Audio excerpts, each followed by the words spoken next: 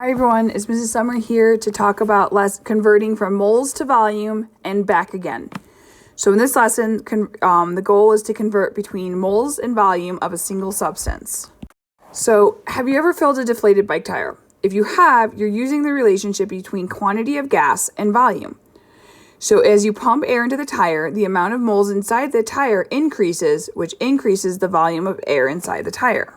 If you remember kinetic molecular theory and the ideal gas law, a single equation which relates the pressure, volume, temperature, and number of moles of an ideal gas. So PV equals nRT, where N is the moles of substance and R is your ideal gas law constant.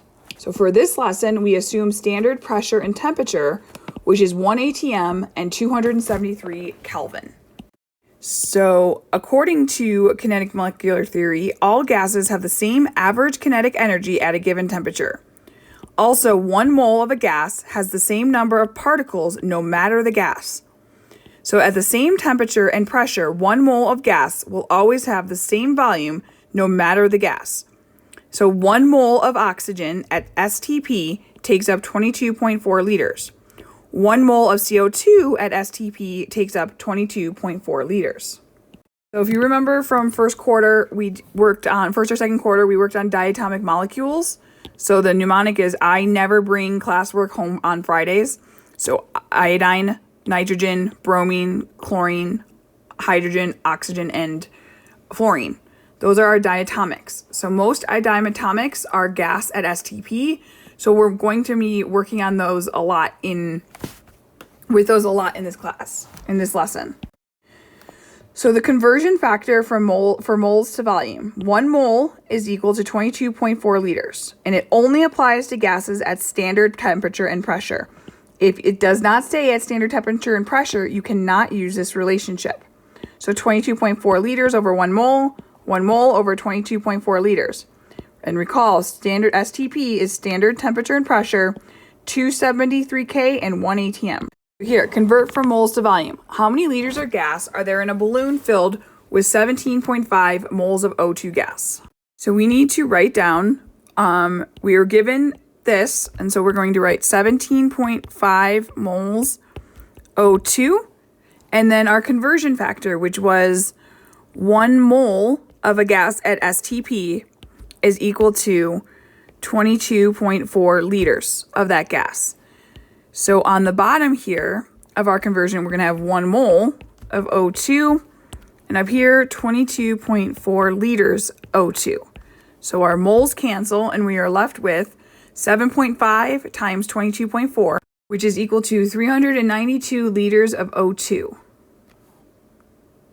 So you try, how many liters of hydrogen gas are in a balloon filled with 1.75 moles of hydrogen?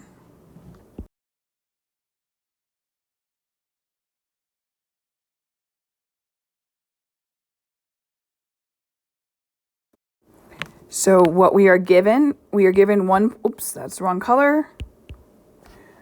We are given 1.75 mole H2.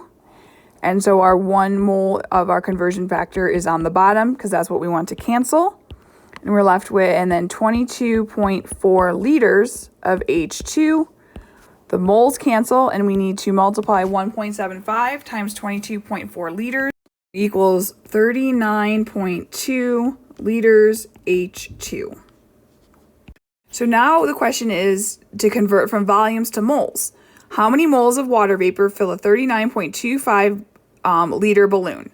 So what we are given goes here. So 39.25 liters of H2O.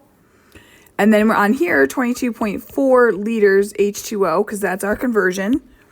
And then 1 mole because that's our conversion as well. So our liters of H2O cancel, H2O.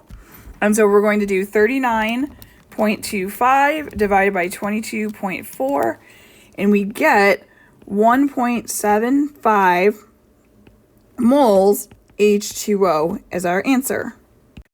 You try, how many moles of carbon dioxide fill a 7.45 liter balloon?